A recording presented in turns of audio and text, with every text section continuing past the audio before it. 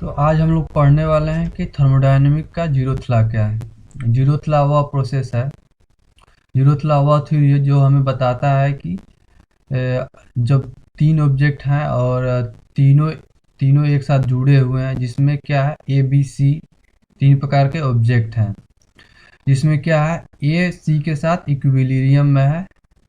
और क्या है बी सी के साथ इक्विलिब्रियम में है। इसमें हमको ये पता चलता है कि जब ए सी के साथ इक्विलिब्रियम में है और बी सी के साथ इक्विलिब्रियम में है, यानी कि जब दोनों एक ही से इक्विलिब्रियम में है तो क्या होंगे, ए और बी भी दोनों साथ एक ही इक्विलिब्रियम में होंगे, यानी कि दो ए और बी के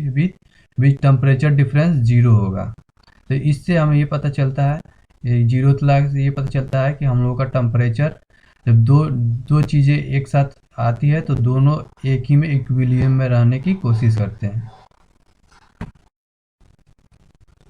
तो मेरे पास, मैंने जैसे बताया कि मेरे पास यहाँ पे क्या है, एक एक ऑब्जेक्ट क्या है, ए है, जिसका टेम्परेचर T1 है, और एक ऑब्जेक्ट क्या है, एक ऑब्जेक्ट क्या है बी है, जिसका टेम्परेचर T2 है, और एक ऑब्जेक्ट क्या है टेम्परेचर सी, उसका एक सी है, उसका टेम्परेचर क्या है T3 है। तो मैंने बताया कि जब ए और सी इक्विलिब्रियम में है, यानी कि T1 इक्वल T3 है, और दूसरा क्या है T2 जो है,